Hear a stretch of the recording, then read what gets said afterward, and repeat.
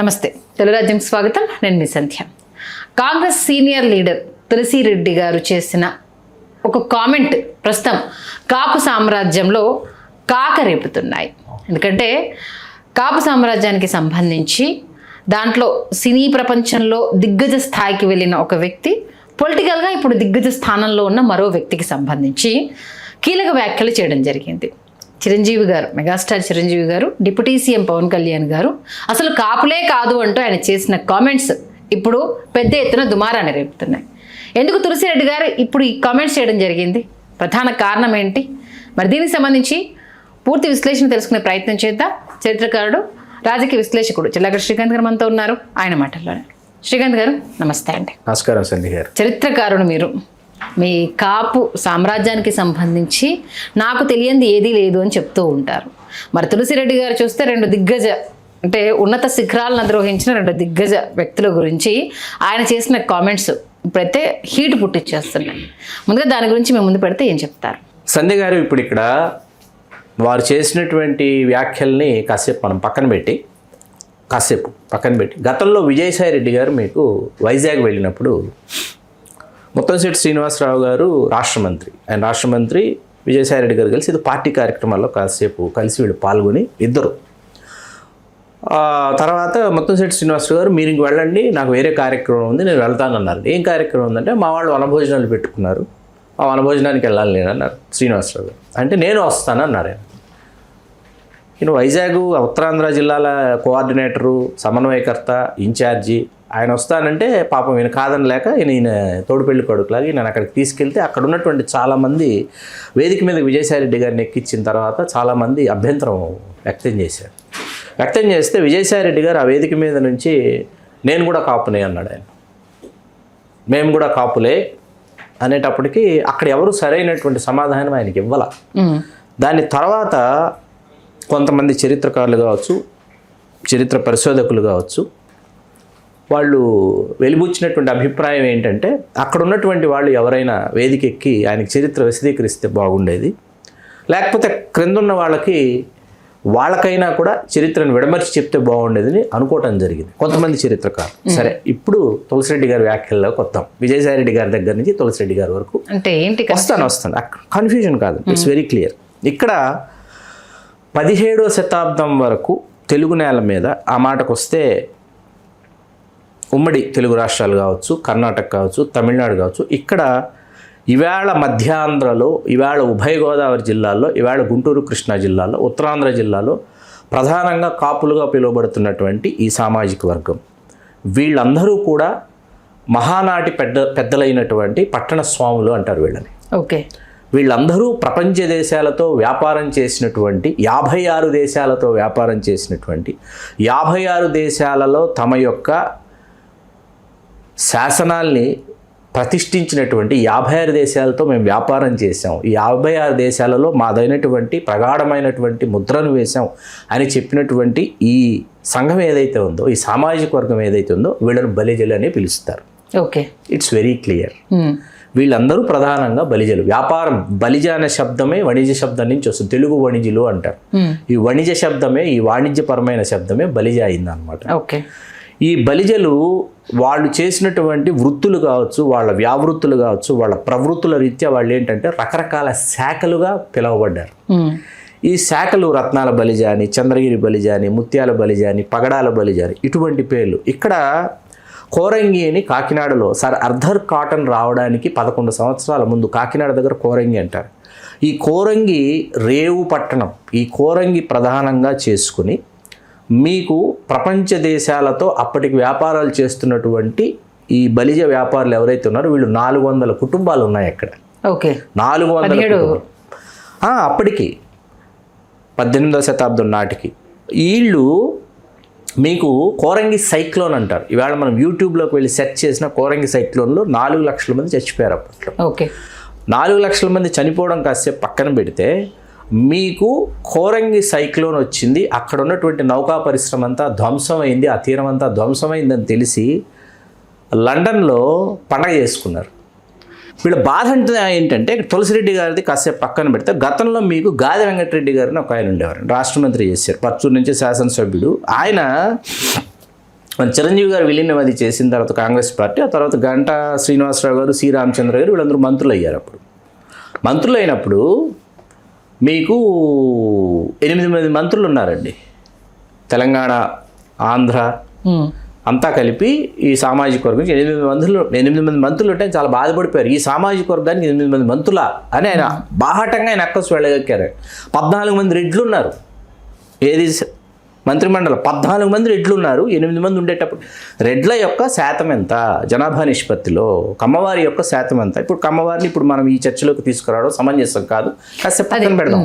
ఇది పూర్తిగా తులసిరెడ్డి గారి వ్యాఖ్యలకి నేను ఇస్తున్నటువంటి సమాధానం. మాట్లాడాలి. ఇప్పుడు ఆయన కుట్రకోణం ఏంటంటే, ముఖ్యమంత్రులు అయిపోయాం కదా, కాపులు అనేవాళ్ళు ఇక్కడ పలానా వాళ్ళు అయిపోయాము, మరి మీకెందుకు ముఖ్యమంత్రి, మీరు కిమ్మనకుండా ఉండొచ్చు కదా, అయిపోయారు కదా అంటే, ఇక్కడ బలిజోడు ముఖ్యమంత్రి కాల, తెలగోడు ముఖ్యమంత్రి కాల, వాళ్ళు కాపులు అన్నది కుల ధృవీకరణ పత్రాలు పలానా సందర్భాల్లో పలానా సంవత్సరాలలో వాళ్ళు అక్కడ ఉన్నటువంటి కాలగమన పరిస్థితుల్లో వాళ్ళు పెదకాపు గౌరవాన్ని అందుకున్నారు. కాబట్టి 17వ శతాబ్దం తర్వాత బ్రిటిష్ కోర్టు, లండన్ నుంచి బ్రిటిషర్స్ కోర్టులు తీసుకురావడానికి ఈ శెట్టి సమయాలు అనేటటువంటి వ్యవస్థను ధ్వంసం చేశారు. వ్యవస్థ ఎప్పుడైతే ధ్వంసం అయిందో తీర్పు ఎవరు చెప్తున్నారు? బలిజలు చెప్తున్నారు. ఈ బలిజ పెద్దల తీర్పులు, అందుకే వాళ్ళని మహానాటి పెద్దలు అన్నారు, పట్టణ స్వాములు అని పిలిచారు వాళ్ళని. వాళ్ళు తీర్పులు, వాళ్ళు కోర్ట్స్, వాళ్ళు ఇచ్చే తీర్పుకి అక్కడ ఉన్నటువంటి స్థానికంగా ఉన్నటువంటి సామంతరాజు కానీ చక్రవర్తి గారు కానీ అడ్డు చెప్పేటటువంటి వారు కాదు. మీరు బ్రిటిషరు భారతదేశంలోకి వాడు ప్రవేశించి వాడి యొక్క తన సామ్రాజ్యాన్ని వాడు విస్తరించుకుంటూ వెళుతున్నటువంటి సమయంలో బ్రాహ్మణులతో సరిసమానంగా చదువుకున్నటువంటి వాళ్ళు బలిజలే. ఎవ్వరూ చదువుకోలేదు. దుబాసీ లచ్చన్ అంటారు. దుబాసీ అంటే ద్విభాషి, ట్రాన్స్లేటర్, 2 భాషలు తెలిసినటువంటి వాడు ద్విభాషే దుబాసీ అయింది. దుబాసీ లచ్చన్న అంటారు. బుస్సీ వచ్చినప్పుడు, ఫ్రెంచ్ ద్వారా బుస్సీ వచ్చినప్పుడు దుబాసీ లచ్చన్ అనేది ప్రధానమైన పాత్ర. వీళ్ళందరూ తెలగా బలిజలే, బ్రాహ్మణులతో సరిసమానంగా చదువుకున్నటువంటి వాళ్ళు. ఎందుకు ఇన్ని విషయాలు మనం మాట్లాడుతున్నామంటే, ఇప్పుడు ఈ చర్చలోకి ఆయన ఎవరిని తీసుకొచ్చారు? చిరంజీవి గారిని, పవన్ కళ్యాణ్ గారిని తీసుకొచ్చారు. తీసుకొచ్చి వాళ్ళు ఫలానా కాదు అని మొదలుపెట్టారండి. ఇక్కడ ఫలానా కాదు అని అంటే, చిరంజీవి గారు, నాగబాబు గారు, వాళ్ళ సోదరు విజయదుర్గ గారు, వీళ్ళది గుంటూరు స్కూలింగ్ అండి. గుంటూరు స్కూలింగ్ అయినప్పుడు ఏమవుతుందంటే, ఇండియన్, హిందూ, తెలగ అని ఉంటాయి సర్టిఫికెట్స్ వీళ్ళది. ఓకే. కళ్యాణ్ గారిది, పవన్ కళ్యాణ్ గారిది, వారి సోదరు మాధవి గారు, డాక్టర్ మాధవి గారిది, వీళ్ళు నెల్లూరు స్కూలింగ్ అండి. వీళ్ళది ఇండియన్, హిందూ, బలిజా అని ఉంటాయి వీళ్ళ సర్టిఫికెట్స్. ఒక్కొక్క ప్రాంతంలో ఒక్కొక్క పిలువబడినటువంటి పేర్లు. అట్లాగే కొణిదెల వెంకట్రావు గారిది తెలగ సర్టిఫికెట్, అంజనాదేవి గారిది బలిజ సర్టిఫికెట్. ఇప్పుడు గాజుల బలిజ అనేటటువంటి చర్చ ఒకటి వచ్చింది. ఇది శాఖ అండి. గాజుల బలిజ అనేది కూడా ప్రధానమైనటువంటి శాఖ బలిజ. ఇప్పుడు ఇవాళ ఈ శాఖలన్నీ లేవు. ఎవరు ఇవాళ గాజుల బలిజలైనా వాళ్ళు బాగా చదువుకున్నారు. బాగా చదువుకున్న తర్వాత వాళ్ళల్లో కూడా రకరకాల ఉద్యోగాల్లోకి, ఉపాధి రంగాల్లోకి వచ్చారు. కాబట్టి మేము బలిజలు, బలిజ నాయుళ్ళు అని చెప్పుకుంటాం. మన హీరో ధనుష్ గాజుల బలిజలు అనమాట. వాళ్ళు గవరైస్ అంటారు తమిళనాడుకి వెళ్ళేటు. గవరై అంటే ఏంటంటే గౌరీపుత్రులైనటువంటి గాజుల బలిజలు. ఓకే. గవరైస్ అనమాట. గవరై నాయుడు వాళ్ళు గాజుల బలిజలు. ధనుష్, హీరో ధనుష్ వీళ్ళందరూ. విజయకాంత్ గారు ఏంటి, ఆయన హీఈస్ బలిజ నాయుడు. కవరైదొర కృష్ణమ్మ నాయుడు అంటారు. ఆ కుటుంబానికి చెందినటువంటి వ్యక్తి. భార్య కమ్మ కావడంతో వాళ్ళు ఇటీవల విజయకాంత్ కమ్మ అని చాలామంది ప్రచారం చేశారు. కానే కదా ఆయన బలిజ నాయుడు. ఓకే. ఇప్పుడు ఎందుకు ఈ చర్చ తీసుకొచ్చామంటే, తర్వాత ఈ చర్చలోకి ఇప్పుడు ఆయన ఫలానా కాదంటే, ఈవేళ ఏదైతే 1988 జూలై 10 మనకి పుట్టినటువంటి కాపునాడు ఉందో, ఆ కాపునాడు వల్ల అంటే వీళ్ళందరినీ ఒక తాటి మీదకి తీసుకురావాలంటే ఒక టైటిల్ కావాలి. ఒక టైటిల్ లేకపోతే వీళ్ళు ఒక వేదిక మీదకి రారని ఆలోచించి మిర్యాల వెంకటరావు గారు, వంగవీటి మోహన్ రంగారావు గారు, చేగుండ హరిరామ్ జోగయ్య గారు, ముద్రగడ పద్మనాభం గారు, తర్వాత చిలంకుర్తి అంబులు గారు, ఈలి సత్యనారాయణ గారు, పేర్ని కృష్ణమూర్తి గారు, వీళ్ళందరూ కలిసి ఒక టైటిల్ ఉండాలి అని చెప్పి ఆ టైటిల్ కాపునాడు అనేటటువంటి టైటిల్ని ఫోర్ ఫ్రంట్లోకి తీసుకొచ్చారు. వాస్తవానికి 79 నుంచి మిర్యాల వెంకటరావు గారు 88 దాకా చేసినటువంటి ప్రయాణంలో తెలగ బలిజ కాపు మహాసభ అనేటటువంటి టైటిల్తోనే వెళ్ళారు. ఇదే టైటిల్ని ఉంచేద్దామయ్యా, ఒకే టైటిల్ దగ్గరకు వచ్చేటప్పటికి రాయలసీమ, నెల్లూరులో రెడ్లతో మనం పడలేము, వీళ్ళు మాది కులం అంటారు, మేమీ కులం అంటారు అంటే, లేదన్నా ఒక టైటిల్కి కావాలి మనకని కాపునాడు తీసుకొచ్చారు. అప్పటి నుంచి ఏమైపోయింది, ఈ కాపునాడు అనేది మహోద్యమమైనటువంటి రూపాన్ని సంతరించుకొని 20 లక్షల మందితో కృష్ణానది తీరాన జరిగి, అది ఉవ్వెత్తు నెగిసిపడిన తర్వాత ఏంటంటే, అప్పటి వరకు తెలగ అని రాసుకున్న వాళ్ళు, తెలగ బలిజ అని రాసుకున్న వాళ్ళు, లేకపోతే తెలగ నాయుడు అని రాసుకున్న వాళ్ళు, వాళ్ళందరూ ఏంటంటే ఆ తెలగ కాపుని రాసుకోవడం మొదలుపెట్టారు పూర్తి స్థాయిలో. మీకు అందుకే ఎవరైనా గోదావరి జిల్లాల వాళ్ళు నన్ను కలిసినప్పుడు నేను మామూలుగా కులం ధృవీకరణ పత్రాల్లో ఏమని ఉంది మేమంటే కొత్త జనరేషన్ కాపుని అంటారు. అదే నాన్నగారి దాళ్ళదంటే తెలంగాణ ఉందనుకుంటానంటారు. తాతయ్య దాళ్ళదంటే బలిజాన్ ఉంటుంది అదేదో అంటే లేదు అని అన్నారు అనుకోండి ఎవరైనా మాకు తెలియదు లేదంటే మీ ఇంట్లో పాత దస్తావేజులు ఉంటే తీసుకురండి అంట. వాళ్ళని కవ్విస్తాను నేను. ఎందుకు కవ్విస్తానంటే పాత దస్తావేజులు తీసుకురా అంట. మీ ఇంట్లో అటక మీదో ఏమైనా పెట్టులు పెట్టుంటారు పాత దస్తావేజులు ఎందుకు అంటారు. ఖచ్చితంగా పాత దస్తావేజుల్లో నేను మీకు స్థలం అమ్ముతున్నానండి లేదా మీ నుంచి నేను స్థలం కొనుక్కుంటున్నాను అనుకోండి, మీరు బోయిన సంధ్య గారు అనుకోండి, మీ కులం రాయాలి. నేను అక్కడ పాత దస్తావేజులో కులం రాసేవాళ్ళు. కులం రాసి ఫలానా కులస్తులైన ఫలానా వీధిలో కాపురం అన్న ఫలానా ఇంటి పేరు కలిగిన ఫలానా ఆయన కుమార్తె అయిన ఫలానా వారికి ఫలానా కులస్తులైన ఇంత మీకు డీటెయిల్ ఉంటుంది. ఏది పాత దస్తావేజులు అది తీసుకురా అంటే గోదావరి జిల్లాలో దస్తావేజులు చూస్తే రత్నాల బలిజ, చంద్రగిరి బలిజ, రాజమహేంద్రవర బలిజ, గాజుల బలిజ, పెరిక బలిజ, ముత్యాల బలిజ, పగడాల బలిజ, ఇవన్నీ ఏంటంటే ఆ వ్యాపారాలు, ఆ కోరంగిలో చేసినటువంటి వ్యాపారాలు చేసినటువంటి వాళ్ళ కుటుంబాల యొక్క ఆధారాలు కనిపిస్తాయి. వీళ్ళు పెదకాపు అనే గౌరవం వీళ్ళకే ఇచ్చారు. ఎందుకు ఇచ్చారు? వేలాది ఎకరాలకు వీళ్ళు భూస్వాములు కాబట్టి ఈ భూస్వాములైనటువంటి బలిజనాయుల దగ్గర రెడ్లు గ్రామాధికారులు గాను కమ్మవారు కమతం చేసేటటువంటి వారు గాను ఉన్నారు. మిగతా సామాజిక వర్గాలని మిగతా కులాలన్నింటినీ కూడా శ్రామిక కార్మిక కర్షక కులాలన్నింటినీ తీసుకుని 18 నుంచి 21 కులాలు మాత్రమే ఉండేవి సమాజంలో. వాళ్ళతో గ్రామాన్ని నిర్మించేటటువంటి వాళ్ళు, ప్రతి గ్రామాన్ని వీళ్ళు నిర్మించేటటువంటి వాళ్ళు. నిర్మించిన తర్వాత ఏంటంటే ఆ రోజుల్లో ఎవరు తమ కుల వృత్తుల్ని తక్కువగా చూసుకునేటటువంటి వాళ్ళు కాదు. అట్లాగే తమ కులం చెప్పుకోవడానికి ఎవరు జంకేవారు కాదు. కులం చెప్పుకోవడానికి ఎవరు భయపడేవారు కాదు, సిగ్గుపడేవారు కాదు. ఆత్మాభిమానంతో ఆత్మగౌరవంతో నేను ఈ కులవృత్తి చేసుకుంటున్నాను. ఎందుకంటే వాడు లేకపోతే గ్రామంలో అక్కడ మీకు ఆ కార్యక్రమం జరగదు, వ్యవస్థ ఆగిపోతుంది కదా. ఇది సమగ్రమైనటువంటి సమూలంగా సవివరంగా నేను విశదీకరించాలనుకున్నాను, విశదీకరించాను. ఇంత పెద్ద చరిత్ర పెట్టుకొని ఎందుకు వీళ్ళు అంటే తెలుగు బలిజన అనేది కాపుకి ఎందుకు వచ్చిందని చాలా క్లియర్ కట్ గా చెప్పారు. Thank you. అంటే తెలియని వాళ్ళకు కూడా చాలా విషయాలు ఎక్కడ స్టార్ట్ అయ్యింది, ఎక్కడి నుంచి ఎలా కన్వర్ట్ అయ్యింది అనేది. ఇక్కడ ఆవేదన ఏంటంటే ఎవరెవరో సంబంధం లేనటువంటి వాళ్ళు, ఈ కులంలో పుట్టినటువంటి వాళ్ళు, ఈ కుల చరిత్ర పూర్తిగా తెలియనటువంటి వాళ్ళు, half baked fellows, half knowledge fellows ఈ మధ్య ఇదిగో కాపు చరిత్రతో మేము సిద్ధంగా ఉన్నాం, ఇదిగో మేము కాపు చరిత్ర తెలియజేస్తాం. ఎవరండి మీరు కాపు చరిత్రను తెలియజేయడానికి? మీకున్న అర్హత ఏంటి? మీకున్న యోగ్యత ఏంటి? మీరు వ్యూస్ కోసమో లేకపోతే మీ కొత్తగా చరిష్మాని క్రియేట్ చేసుకోవడమో మీరు మాట్లాడుతున్నారు. మేము ఇప్పటివరకు మాట్లాడలేక కాదు, ఆన్సర్ చేయలేక కాదు, మీకు ఒక స్పేస్ ఇచ్చాం. ఏ అర్హత ఏ యోగ్యత ఉందని మీరు చేస్తున్నారు వీడియోస్, అంతే కదా. ఓకే, అంటే ఇప్పుడు ఏంటి కాపు సీఎం లేడు అనే వాళ్ళకి అంటే దీన్ని లింక్ పెడుతూ తులసిరెడ్డి గారు ఇప్పుడు ఆయనకి ఏంటంటే ఇప్పుడు ఒకటండి, రెడ్డి అనేది టైటిల్. రెడ్డి సామాజిక వర్గం నుంచి ఎంతమంది వచ్చారు? రెడ్లనే అంటారు వాళ్ళు. రాయలసీమ, నెల్లూరు, ప్రకాశం జిల్లాలో వాళ్ళు ఏం పేరు రాసుకున్నా కులం అని చెప్పేసి వాళ్ళని రెడ్లనే పిలుస్తారు. వాళ్ళు రెడ్లే. వాళ్ళు ఎంతమంది అయ్యారు? నీలం సంజీవ్ రెడ్డి గారు మొదలుకొని నీలం సంజీవ్ రెడ్డి గారు 2 సార్లు, మర్రి చెన్నారెడ్డి గారు 2 సార్లు, కోట్ల విజయభాస్కర్ రెడ్డి గారు 2 సార్లు, తర్వాత రాజశేఖర రెడ్డి గారు 2 సార్లు చనిపోయారు అనుకోండి, అది వేరే. నేదురుమల్లి జనార్దన్ గారు ఒకసారి, జగన్మోహన్ రెడ్డి గారు ఒకసారి, కిరణ్ కుమార్ రెడ్డి గారు ఒకసారి, టంగుటూరు అంజయ్ గారు ఒకసారి, భవనం వెంకటరామరెడ్డి గారు ఒకసారి. ఇంతమంది మీరు ముఖ్యమంత్రులు అయ్యి, మీరు 11 మంది ముఖ్యమంత్రులు, ఇప్పుడు ఇక్కడ రేవంత్ రెడ్డి గారితో కలిపి మీరు 12 మంది ముఖ్యమంత్రులు అయ్యి ఇతర సామాజిక వర్గాలు ముఖ్యమంత్రి పీఠం కోసం ఆశగా వాళ్ళు ఆలోచిస్తూ, వాళ్ళు ఏదో వాళ్ళ ఆశయ సాధనలో వాళ్ళు దశాబ్దాల తరబడి వాళ్ళు కృషి చేస్తూ వాళ్ళు కింద మీద పడుతుంటే వీళ్ళు ఇటువంటి వ్యాఖ్యలు చేస్తారంటే, ఇప్పుడు ఈ చర్చలోకి ఇంకొక పేరు కూడా నేను తీసుకురావాలి, కానీ ఇప్పుడు తీసుకురావట్లా. అది మనం ఇంకొక రోజు మాట్లాడుకుందాం. ఆయన ఎవరు ఏంటిని. ఆయన కూడా కడప జిల్లా వాసే, రాష్ట్ర మంత్రివర్గంలో గతంలో అల్లారిన వ్యక్తి. ఆయన గురించి ఇప్పుడు చర్చ అనవసరం. ఈ చర్చ మనం ఎందుకు పెట్టామంటే ఇది సోదాహరణంగా జరగవలసినటువంటి చర్చ. ఇప్పుడు ఈ చర్చలోకి తీసుకురాకూడదు అనుకున్నా కూడా నేను తీసుకురావాలనుకుంటున్నటువంటి విషయం ఏంటి? మైదుకూరు అనే నియోజకవర్గం. మైదుకూరు అనే నియోజకవర్గం ఉమ్మడి కడప జిల్లాలో మైదుకూరు నియోజకవర్గం ఉంటే ఇక్కడ బలిజలు, యాదవులు, రెడ్లు, ముస్లిం మైనార్టీలు ఈ 4 ప్రధాన సమితిలో ఉంటారు. మీరు డే 1 నుంచి మొన్న మీకు 2024లో బ్రేక్ అయ్యేంత వరకు నాన్ రెడ్డి కాన్స్టిట్యున్సీగా మారేంత వరకు నాన్ స్టాప్గా రెడ్లే ఇక్కడ మీకు పరిపాలించారు, శాసించారు. ఎందుకు పరిపాలించారు, ఎందుకు శాసించారు? మిగతా సామాజిక వర్గాలకు అవకాశం లేదు. యాదవులకు అవకాశం లేదు, బలిజలకు అవకాశం లేదు, ముస్లిం మైనార్టీలకు అవకాశం ఏ పార్టీ కల్పించలా. మీకు అర్థమవుతుంది కదా. మీకు 85 నుంచి దాదాపు 2009, 2014 వరకు కూడా అయితే డిఎల్ రవీంద్రారెడ్డి గారు లేకపోతే సెట్టిపల్లి రఘురామరెడ్డి గారు ఇద్దరే. ఈయనన్నా అటు వెళ్తాడు, ఆయనన్నా ఇటు వస్తాడు.